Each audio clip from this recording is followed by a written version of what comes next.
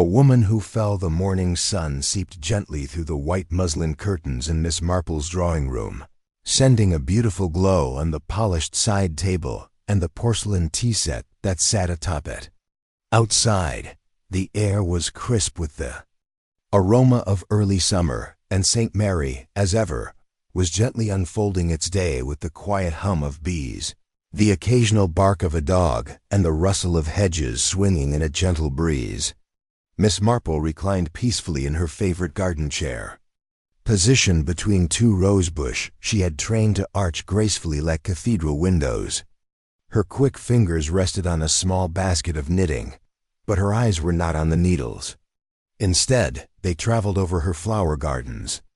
Petunias, sweet peas, and bellflowers stand in delicate, well-behaved rows. However, her peace was short-lived. Her brow furrowed slightly when she looked at the tall garden clock by the gate.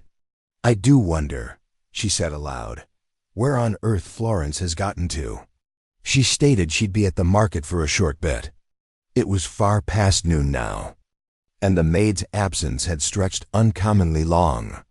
Miss Marple, though unaccustomed to stressing over trivial matters, had always trusted her instincts, and they now emitted a subtle murmur of unease. The garden gate creaked open quickly, and Florence arrived breathless, her cap slightly skewed, and her complexion pallid beneath the June warmth. "Madam," she sobbed as she stumbled forward, "there is a woman just outside near the chapel wall. She is laying on the ground bleeding. People claim she leaped off the roof." Miss Marple, with remarkable calm, rose to her feet and sought for her shawl draped over the hedge.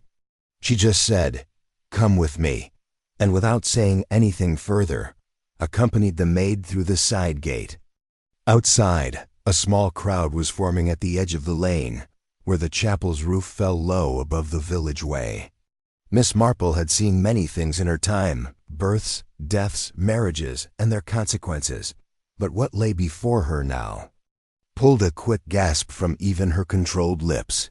A woman, possibly in her late 50s, was crumpled and unconscious beside the chapel's stone wall. Her dark hair spread like ink across the gravel walkway. Blood poured from a laceration on her scalp, coating the ground below. Her dress was a beautiful plum color, now torn and dirty. Her limbs were uncomfortably twisted, especially the left arm, which was at an odd angle. Two younger ladies in their 20s were crouched by her, weeping loudly.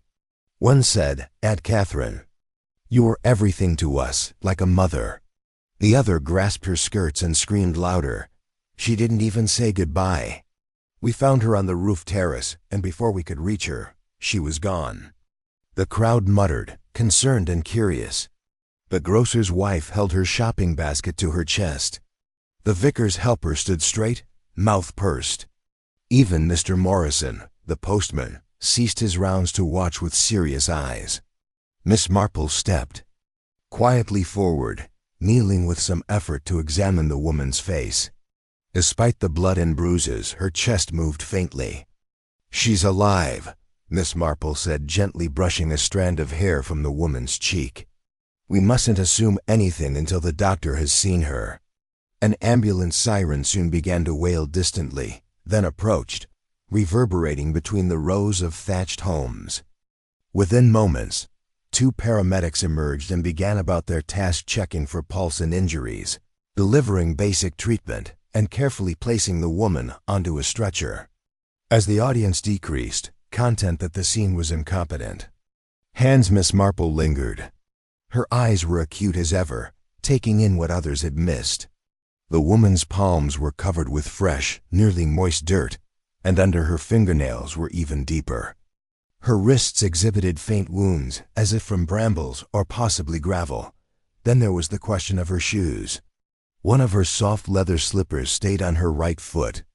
The other, bizarrely, lay approximately 10 feet away toward the base of the chapel's rose trellis. Miss Marple stood still.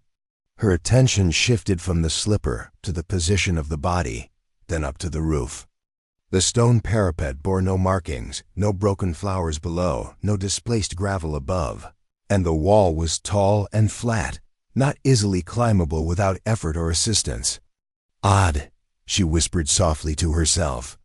Pardon, Miss Marple, queried Edna, who had remained nearby. Nothing, my dear. Just talking to the wind, she answered with a pleasant smile. Come along. Back at home, the kettle was whistling. Miss Marple made her tea with mechanical precision. 1 teaspoon of darreling and a splash of milk, 2 biscuits were neatly alongside the cup. She slid into her armchair, the needlework cushion plumped behind her, and sipped in solitude. But her mind, as always, was not at rest. She gave over the data one by one. A lady allegedly leaps from a rooftop but leaves no trace of impact other than her injuries. Blood, a fractured wrist, but no disturbed tiles. No dragging footprints up the chapel steps. There is no witness to the moment itself. Only the girls stated that they saw her on the roof with the slipper. Why should one fall so far? Even if it had come loose in midair, the direction was completely wrong. It lay away from the angle of descent, as if tossed or lost in a battle. Then there were her hands' filth and scarlet smudges beneath her nails. Not blood, but something else, either brick dust or crushed petals. Miss Marple couldn't be certain, but it didn't describe a woman gently climbing to her death. It talked of mobility, resistance to haste, and finally the name Catherine. Miss Marple has yet to meet the new family that had taken up residence in Ivy Ridge Cottage in the Southern Lane. Some say she is a widow with 2 nieces. The trio had arrived quietly 1 month ago, their relations hidden, their routines normal, no controversy, no talk. But suddenly, in St. Mary Me, she set down her cup and reached for the tiny notebook she had near her chair. Catherine. She wrote nephews 1 month in village with no prior contact. She hesitated and added beneath it, slipper 10 feet distant nails. Dirty arms scratched blood, not from fall alone. She tapped the pencil across her lip. It was too early to draw conclusions, but Miss Marple knew deep down that something was missing.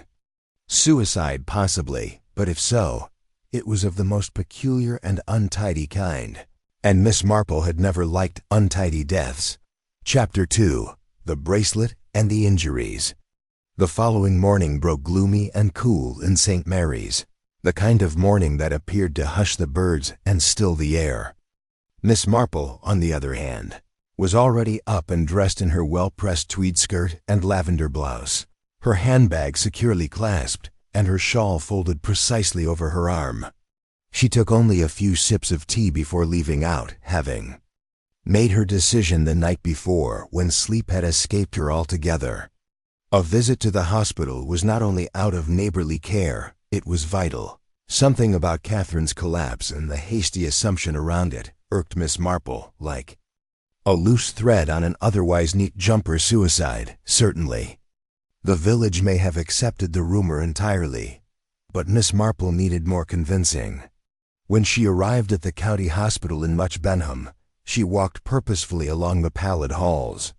A young nurse wearing round spectacles directed her to the end of the west wing, where a white-coated doctor was just emerging from a patient's room. Dr. Ashcraft? Miss Marple asked respectfully, her voice mild as ever, but with a definite tone of intent. Yes, he said, looking down at the elderly lady with professional civility. I've come regarding Miss Catherine. Catherine Lancaster, the woman who was brought in yesterday. I understand she is in your care. The doctor's expression sobered quickly. He folded his arms and let out a deep sigh. Yes, Miss Catherine was admitted yesterday afternoon. She sustained a head injury from what appears to be a fall. She is stable but in a coma. Is there any indication of when she could recover consciousness?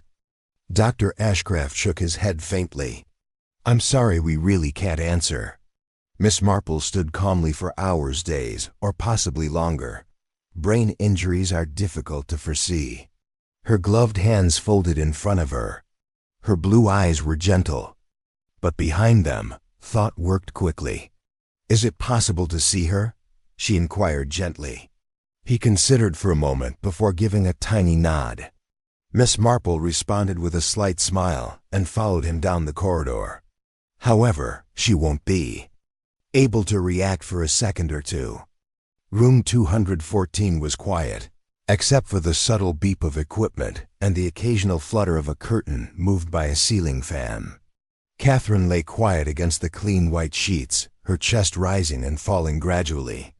Her hair was nicely groomed, and a dressing wrapped around her head was slightly soiled with a faint pinkish tinge. An intravenous line snaked through the back of her hand. Miss Marple approached her with the respect one reserves for the critically ill. She did not speak. Words were meaningless here. Instead, she allowed her eyes to take in each detail. Catherine's left wrist was adorned with a beautiful gold bracelet studded with tiny inlay stones. She wore a matching diamond ring on her third finger. Such adornments appeared weirdly out of place in a hospital atmosphere, but perhaps no one thought to remove them in the rush. Miss Marple bent down and gently lifted the bracelet. As it slipped up Catherine's wrist, something dark caught her eye beneath the metal near the bone. A burn. A round, deliberate mark, rough and blistered, as if made by prolonged contact with heat. Miss Marple's brows drew together. This was not an accidental scrape or light abrasion from a fall. This was aimed deliberately. Her attention wandered upwards, and she noticed the faint but undeniable bruises on Catherine's upper arm, rounded as if produced by fingers pressing into the flesh. She had seen such scars previously years ago when her friend Mrs. Pendleton's niece escaped an abusive husband in Northland. Miss Marple had no illusions regarding what people were capable of doing behind closed doors. She straightened and stood calmly beside the bed for another minute before turning and leaving. Outside the chamber, she walked immediately back towards the doctor's station. "I apologize, Dr. Ashcraft, but may I bother you for a favor certainly? Would you be willing to produce a comprehensive medical report for Miss Catherine, including any marks, bruises, or strange injuries?" The doctor blinked and nodded slowly. "I see, yes. I agree that would be wise, especially considering the circumstances surrounding her birth. Thank you." Miss Marple expressed her tone softly but firmly. "Discretion would be appreciated." "Of course." With a courteous nod, she left the hospital and headed home. The ride back to St. Mary passed in a blur. The trees along the lane swayed gently as if mimicking the tumult in her mind. At home, Florence welcomed her at the gate with a concerned expression. "Is she alive, ma'am?" "Yes, she is still unconscious, but she is clinging on." Miss Marple didn't react immediately. She entered the house, set her handbag down, and went straight to the parlor. Her dinner was already laid out: simple roast chicken, boiled potatoes, and garden peas, but she barely touched it. Her fork pushed at the food without conviction. The bracelet, the burn, the bruises, and the girls who had wailed so dramatically the day before. "She was like a mother to us," they'd said. But there was no attempt to accompany the ambulance, no request to stay by her side, just tearful theatrics followed by dispersal. Why had no one in the family phoned the hospital since the clock struck 10? Miss Marple retired into her room. She threw her shawl over the footboard, turned down the blankets, and crawled into bed. But sleep eluded her.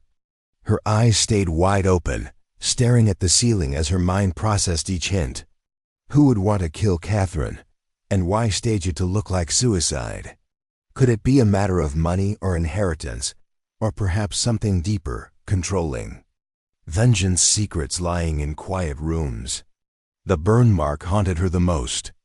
What kind of person leaves jewelry on an unconscious woman unless they are oblivious of what the jewelry reveals or if she has turned on her side? Someone had to have intended Catherine to appear weak, emotionally unstable, and on the verge of despair. But Catherine's hands told a different story. Soil under her nails, bruises on her arm, burns on her wrist. These were not marks of surrender. They were signs of resistance, and Miss Marple recognized this. Women who resist do not jump from roofs in quiet. Chapter Three daughters-in-law and one silent room. The morning sun poured through the lace curtains in Miss Marple's breakfast room, casting exquisite patterns on the polished mahogany table. The teapot steamed quietly beside her dish of bread and marmalade, and a magnificent bone china cup rested nicely in her hands. To the casual view, it was an average English morning, but even as she sipped her tea, there was a certain tightness around Miss Marple's mouth, a furrow between her brows that revealed a mind far from restful. Florence, her maid, hovered at the sideboard, periodically gazing toward her mistress. She spotted the subtle signs. Miss Marple's fingers weren't quite firm on her teacup, and her gaze was calm but distant, as if she wasn't seeing the garden beyond. "The window. Is something troubling you, Miss Marple?" Florence asked softly, setting down the milk jug. Miss Marple blinked out of her reverie and returned with her customary soft smile. "I was just thinking, Florence, about Miss Catherine. I believe it is time to pay her a visit now that she has returned home from the hospital. I would want to check how she is doing." The servant grinned. "I don't know her well, madam, but I've heard she has 3 sons and each of them married. That's a full house to return to." Miss Marple's eyes sparkled slightly. That detail, 3 sons, 3 daughters-in-law, afforded her a clearer view of the household dynamics. Large families frequently created tension in the most subtle ways. "Yes," she mumbled, "a full house indeed." After breakfast, she donned in a light gray coat, tucked a delicate scarf beneath her chin, and started off through the hamlet lanes. The dawn had assumed a glittering crispness. Birds flitted across the hedge, and the occasional shopkeeper bowed as she passed, but Miss Marple's movements, well measured, were determined. Something about the past days gnawed at her, the slipper found far from Catherine, the hidden burn beneath that costly bracelet. The house stood at the edge of the village, a magnificent 2-story dwelling with pale blue shutters and a sloping, tiled roof. As she neared, she slowed. From within the walls came piercing and overlapping voices. The tone was not one of grief, but anxiety. Before she could knock, the door opened. A young woman stood in the frame, her demeanor guarded, her hands sprinkled with flour, as if taken from a cooking task. "You must be Miss Marple," she remarked at once. "We saw you on the day of the incident." "My name is Ava, the youngest daughter-in-law." Ava donned a basic cotton suit in gentle lilac without any embellishments, jewelry, makeup, or even a wedding band. Her face was bare and composed, yet there was a spark of concern in her eyes. "Yes, my dear Miss Marple," remarked gently, simply. "For a short visit, if I may." Ava stood aside immediately. "Please come inside." Inside, the corridor gave way to a big drawing room, elegantly adorned with conservative furnishings. But it was not the decor that attracted Miss Marple's attention. It was the scenario unfolding within. 2 women in their 30s stood mid-discussion. Beside the fireplace, their voices slightly elevated before being quickly silenced as Miss Marple approached. A dark-haired woman with a sharp jawline and a rather domineering posture turned first and faked a grin. "Ah, Miss Marple, isn't it?" she replied in a refined tone. "I'm Hazel, the eldest daughter-in-law. And this," she motioned toward the second, "is Zoe. You may have noticed us outside on the day Aunt Catherine fell." Miss Marple nodded, taking in their appearances with the eye of someone schooled in observation. Hazel wore a tight navy dress that was exquisite and expensive, and a strand of pearls rested precisely on her collarbone. Zoe had a little softer disposition and wore a silk shirt and pale trousers, her hands held tightly in front of her. "I've just come to ask after Miss Catherine," Miss Marple remarked sweetly. "I do hope she's recovering well." The 2 women exchanged a fleeting gaze that sparked something in Miss Marple's imagination. "She's still unconscious," Zoe explained after a moment. "We're waiting. We brought her home yesterday," Hazel explained. The hospital indicated it would be safe now that her condition had stabilized. "There isn't much else they can do till she wakes." "May I see her?" Miss Marple requested. "Of course," Hazel replied with a nod. They brought her via a side passage to a secluded bedroom in the back of the house.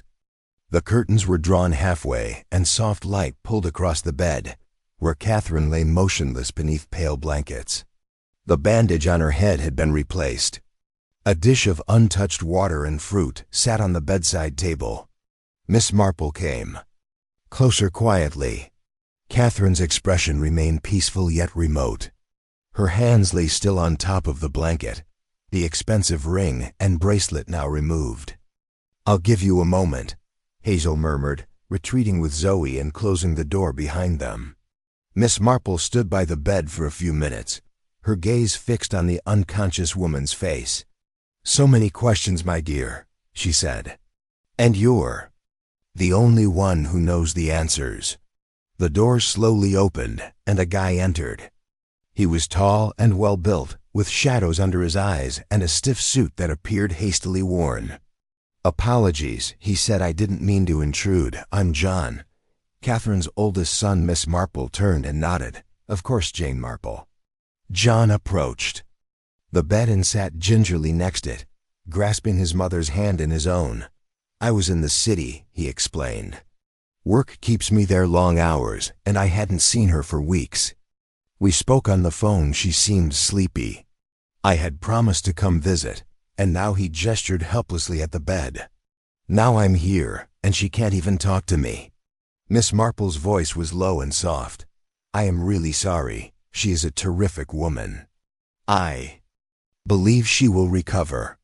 John's mouth twisted slightly into a sorrowful smile. "The doctor stated she is stable. That is why she has been returned home, but we don't know when she will wake up." "You must hold on to hope, Mr. John," Miss Marple stated. "Some strength survives even the worst falls." He offered a tiny nod, but said nothing else. A few minutes later, Miss Marple excused herself. As she made her way back through the house, she passed through the lounge once more. Ava was on her knees mopping the floor with a cloth, her hair loosely tied back.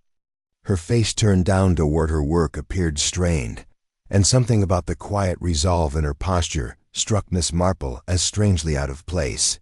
She looked up. "Goodbye, Ava. I do hope things settle soon." Ava looked up startled and smiled faintly. "Thank you, Miss Marple." With a final nod, Miss Marple went outside into the crisp air and made her way home, her footfall lighter but her thoughts heavier. That evening she dined quietly. The soup Florence had cooked went virtually untouched. The only sound in the house was the ticking of the parlor clock, and when Miss Marple climbed into bed, the questions came back like whispers in the dark. What had caused Catherine's fall?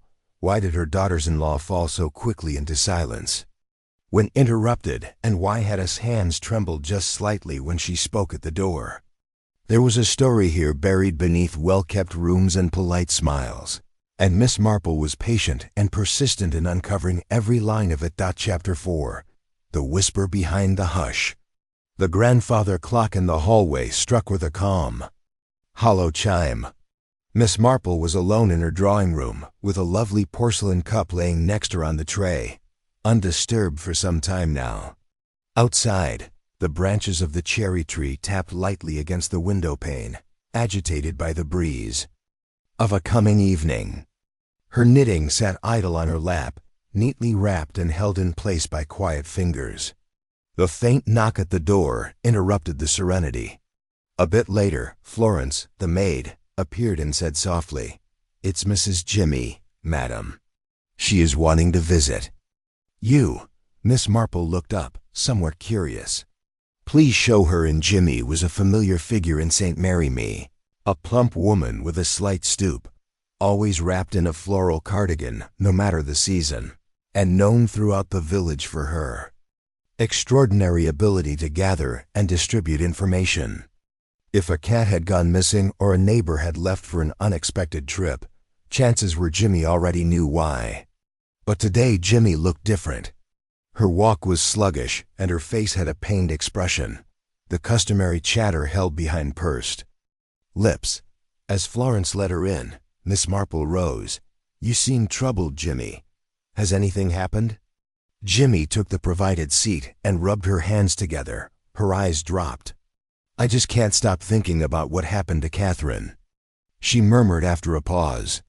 "You know the blood's still there, Miss Marple, in the courtyard. It hasn't washed away yet, and every time I pass by, I remember that moment." Miss Marple didn't say anything for a moment. She observed Jimmy with the patience of someone who had learned long ago that quiet often revealed more truth than questioning. Jimmy's voice fell. Catherine was such a quiet woman, not the kind to interact with the village women or stand about gossiping in the road. She kept to herself, performed her work, and minded her home with a serene face, never crossing, that is. "What gets to me, Miss Marple, I just can't imagine her doing something like that." "You believe she didn't jump?" Miss Marple spoke kindly. Jimmy nodded vigorously. "Exactly. I don't think Catherine attempted suicide. Not like that." There was a pause. Miss Marple moved forward slightly and folded her hands together. "Had she had any frequent visitors?" "Jimmy, anyone you observed coming and leaving from her home on a frequent basis. A friend or someone working there." Jimmy pursed her lips carefully. "There were no guests, and she did not even attend church socials. But there was one person, her maid Bella." Miss Marple's eyes brightened somewhat when a young girl used to appear every morning without fail. She'd make breakfast, tidy the house, and sometimes sit with Catherine, especially in the afternoons when the others weren't around. "And does Bella still work there?" Jimmy shook her head. "Not since the incident. Hasn't been back in as long as I know." After Jimmy went, Miss Marple returned to her chair but did not begin knitting. She sat quietly, her thoughts racing quickly. A maid who was present every day in the household has suddenly vanished completely. That could signify nothing, but Miss Marple's instincts, trained over decades of careful observation and rapid deduction, warned her differently. Miss Marple came outdoors with her shawl that evening as the air blew up and the sky turned the color of wet slate. She did not say where she was heading to Florence. She simply left her front gate and walked. She headed toward the park at the edge of the village, where the trees whispered secrets to one another and benches sat like quiet listeners waiting for someone to speak. The wind stirred the grass and carried the scent of wet earth. And Miss Marple walked slowly, eyes scanning the paths ahead, until she saw her. A young woman was sitting alone on a bench near the far hedge, somewhat covered by a low-hanging tree. Her head was down, hands clenched tightly in her lap. Her coat appeared excessively huge, and her shoes were slightly filthy. Her posture was slumped, her entire body weighed down by something invisible but weighty. Miss Marple recognized her immediately. Bella, the same girl who was present on the day of the collapse, the maid who had discreetly vanished from the household. In the days since, now sitting here pale and isolated, lost in thought, Miss Marple approached gently. She had no want to scare her. "Hello, Bella," she said, her voice calm and friendly. Bella looked up suddenly, her face obviously pale. "Miss Marple, you're here. I often walk this way in the evening," she said casually. "But you look rather unwell, my dear. Is that why you haven't been to work recently?" Bella's gaze darted away. "I don't work there anymore." Miss Marple's tone remained calm. "Work where?" Bella hesitated. "At Miss Catherine's house." Miss Marple tilted her head softly. "But I did not disclose Miss Catherine's name," and the reply was quick. Bella's face flickered with panic. Her fingers curled into her coat sleeve, and her upper lip glistened with a touch of sweat, despite the chill. Miss Marple walked closer and sat next to her on the bench. She reached out and gently grasped Bella's hand, which trembled under her touch. "Listen to me, child," she whispered, her voice full of compassion. "If something is bothering you, it's best to express it aloud. You don't have to carry it alone. Are you afraid of anything?" Bella lowered her eyes and kept mute. Her fingers twitched as if the truth was trying to escape, but couldn't quite find the strength. "I'm fine, Miss Marple," she finally murmured. "Really, I'm not troubled." Miss Marple did not press, at least not directly. She had learnt that information provided too quickly is frequently scattered. But the way Bella talked, the too practiced steadiness, the fake serenity, it was all incorrect after a break, Miss Marple took a different tactic. Is this disquiet due of what occurred to Miss Catherine? Bella rose swiftly to her feet. Her legs moved before her mind could catch up. I really should get home. It is late. Without waiting for a response, she turned and walked briskly down the path, head bowed, arms tightly wrapped around herself. Miss Marple watched her leave. She did not attempt to follow, but her expression had changed. Where once was curiosity, there was now assurance. Bella knew something, and whatever it was enough to keep her away from the house where she worked every day. Enough to haunt her evenings alone on a bench. Enough to seal her lips even when kindness attempted to unlock them. Miss Marple stayed sitting for a few more minutes, letting the air tug softly at her shawl, her gaze lingering on the path Bella had taken, before rising and beginning her walk home. She now had a name, Bella, a timetable working every day until the day of the incident, and a reaction that suggested dread, guilt, or perhaps knowledge of something she wasn't supposed to have seen. The web around Catherine's fall was beginning to coil, and Jane Marple set out with quiet purpose and acute eyes to uncover the strand that would unravel it. Chapter 5. What the Drawer Holds. The following day, precisely as the village clock struck 12, Miss Marple set out once more for the ivy-covered house that had now become a place of suspicion rather than tranquility. The walk through St. Mary's winding lanes was quick and purposeful, her gloved hands steady on the handle of her handbag, and her mind keen and alert already several steps ahead. The air was cool, and a thin mist clung close to the hedge, lending the day a weird quiet. As she approached Catherine's residence, Miss Marple hesitated at the gate. The home lay still beneath a slate-gray sky, the garden unnervingly immaculate, as if someone had sought to maintain the impression of order in the face of something horribly wrong. Inside, the atmosphere was different, not loud or chaotic, but too calm, a kind of quietness that did not derive from tranquility, but from suppression, as if the walls themselves were holding their breath.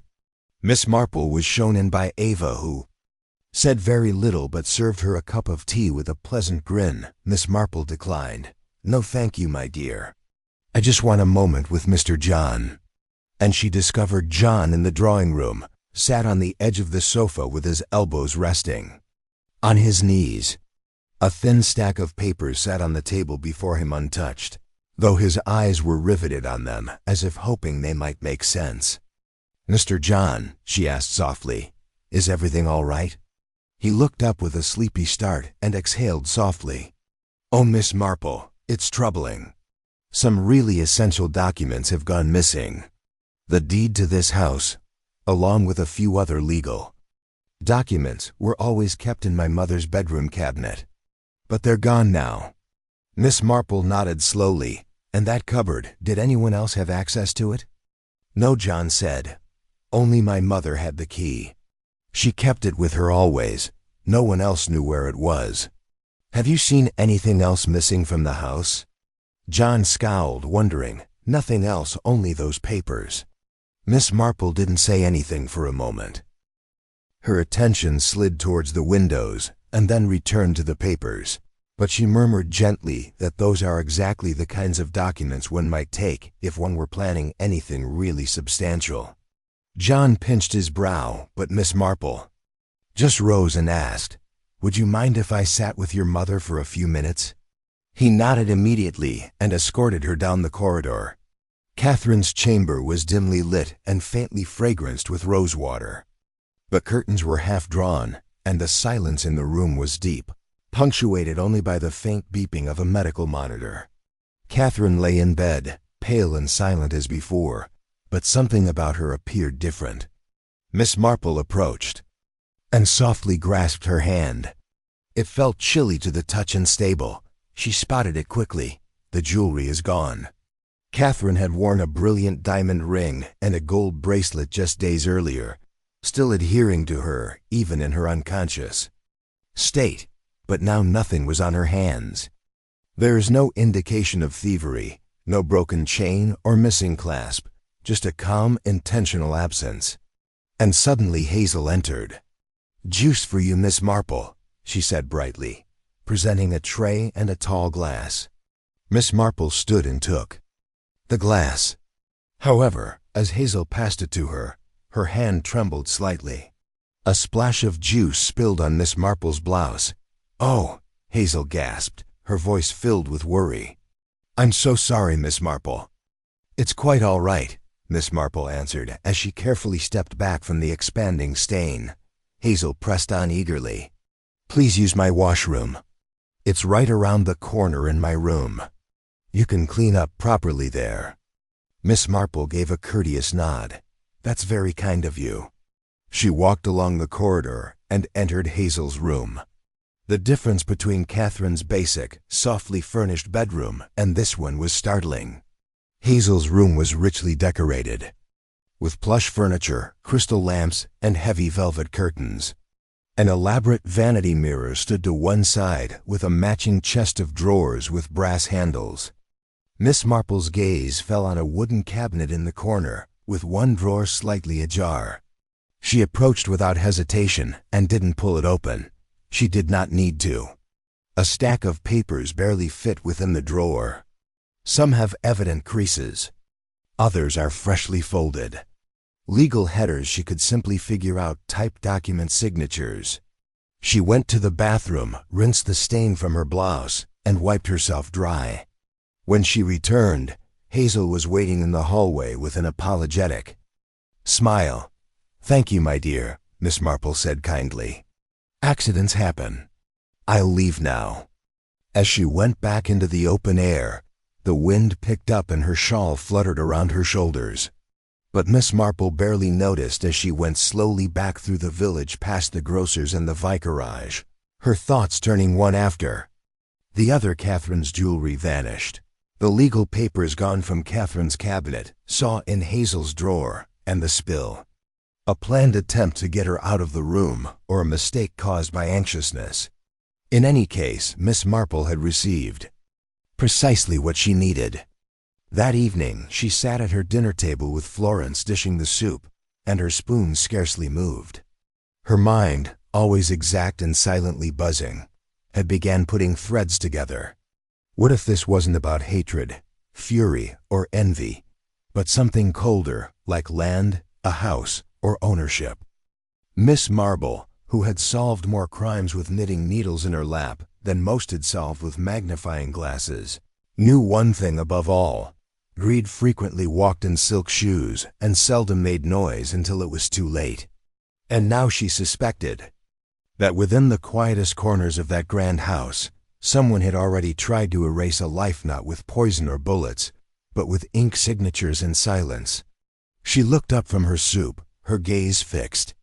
It was time to return to the house, but not as a guest.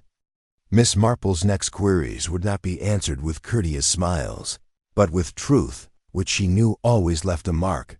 Chapter 6. The Confession in the Morning Light.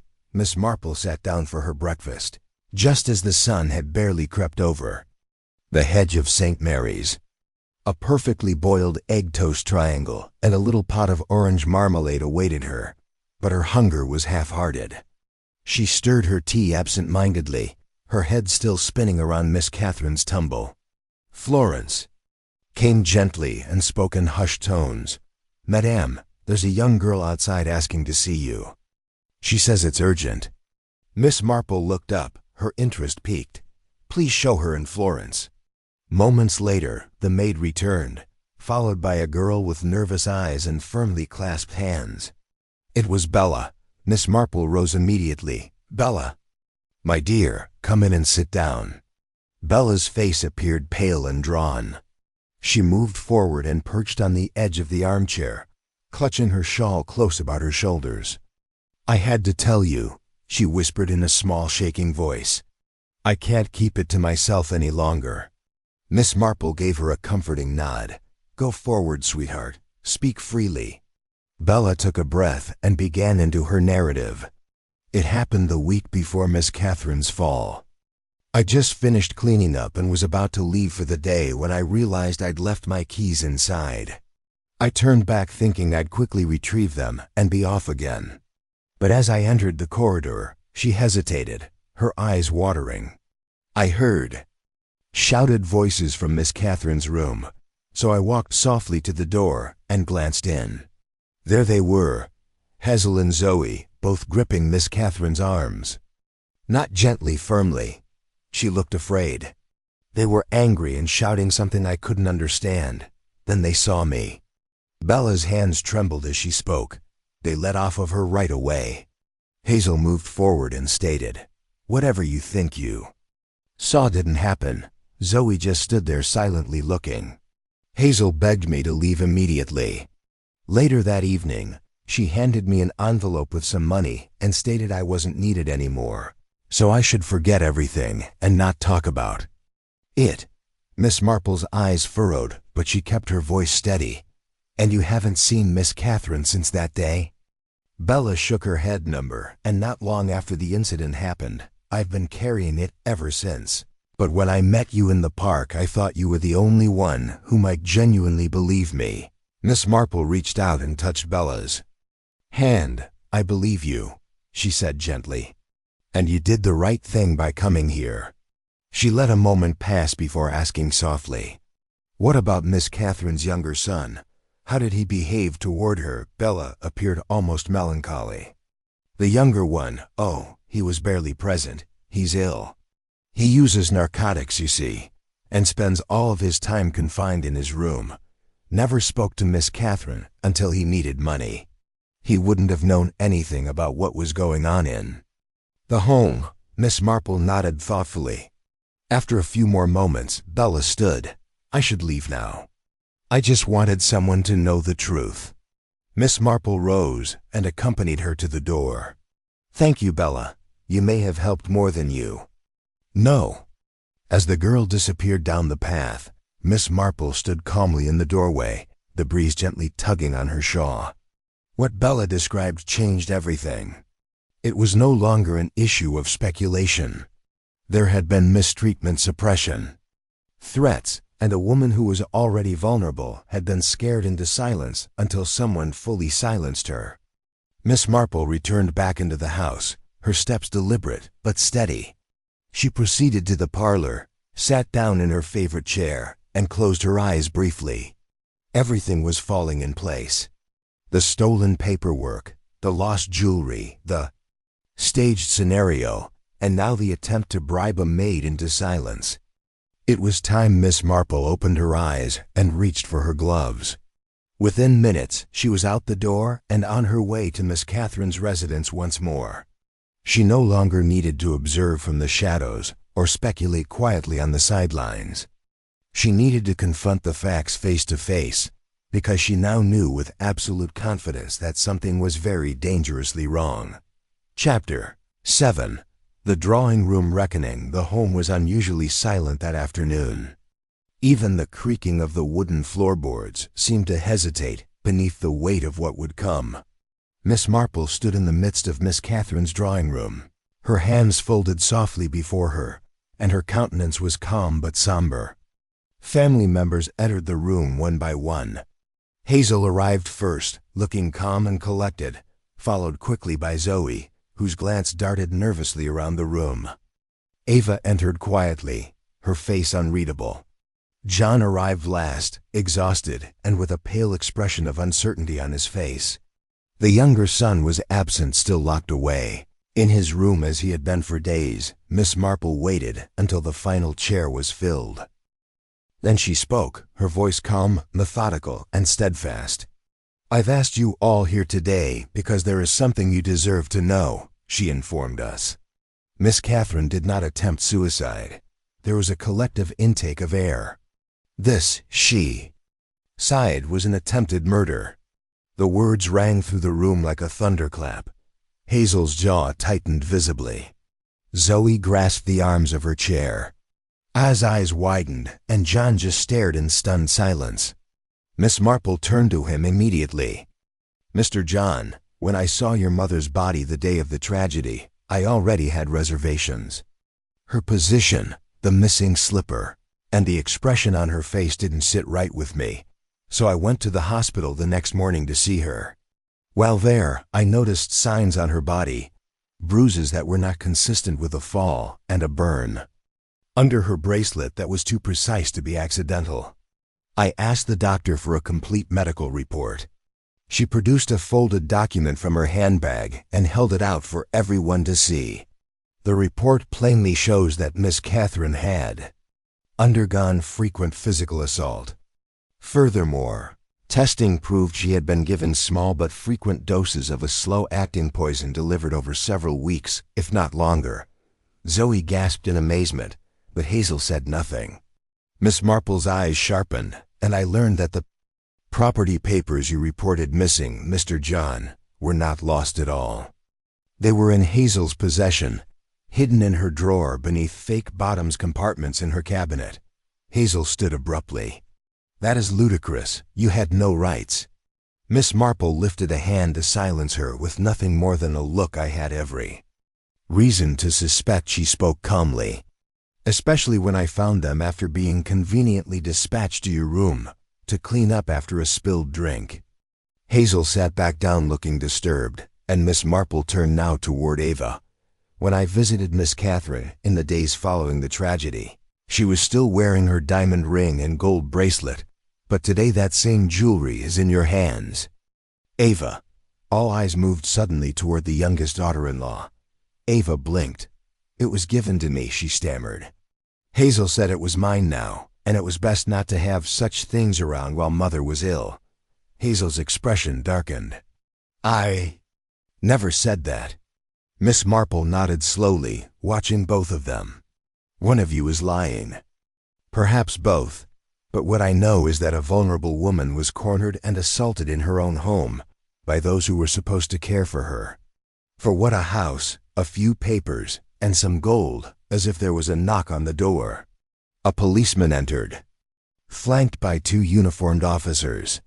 "We came as requested, Miss Marple." Miss Marple turned towards the family. "The police are here because this has gone much beyond private concern. What happened to Miss Catherine was not an accident. It was a premeditated act by someone in this room." Just then Bella Catherine's maid entered through an open door. Her face was pale, but there was a quiet power in her gaze. "There's something I have to say," she announced. John motioned for her to speak.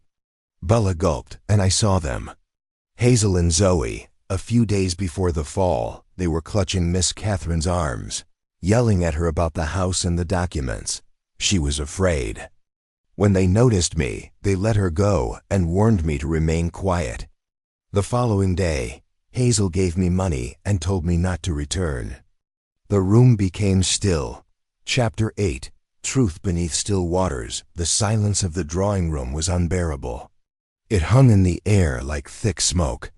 Unspoken remorse, suppressed horror, and the final crackling embers of a conspiracy made naked. No one moved, no one dared to speak.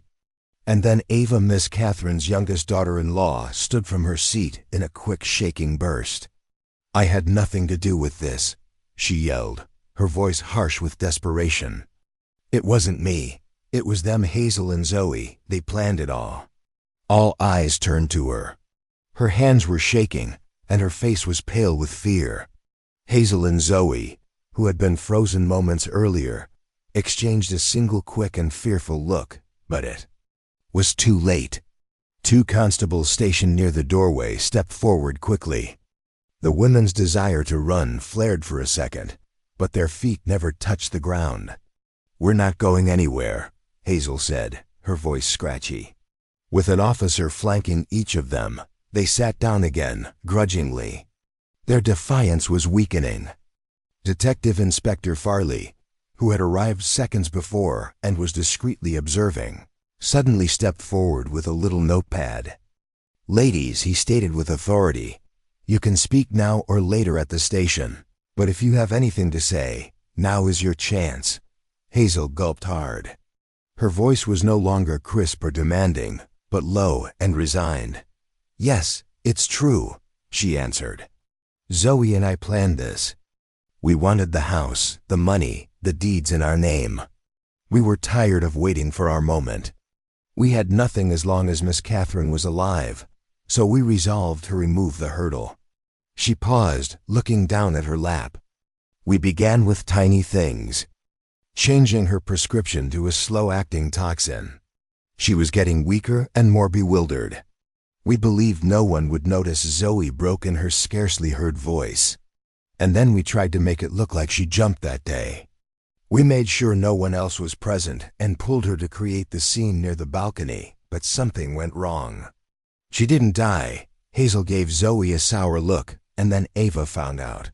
"She spotted us chatting and challenged me, so we brought her in. I gave her the jewels to remain quiet. I told her if she remained silent, she could have it. It worked for a time." Ava stood transfixed in the corner, tears flowing down her cheeks and no longer protesting.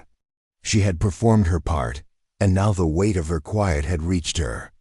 Inspector Farley gave a curt nod and gestured to his troops. "That is enough. We will take their entire statements at the station." Within minutes, Hazel, Zoe, and Ava were led out of the house, their footsteps echoing down the corridor like the final notes of a cruel song. Their treachery had been swift, selfish, and deliberate, and now justice had begun its slow, inexorable trek forward. John, Miss Catherine's eldest son, stood silently as the entrance door closed behind the officers. His expression was blank from pain and astonishment. Slowly he turned to Miss Marple.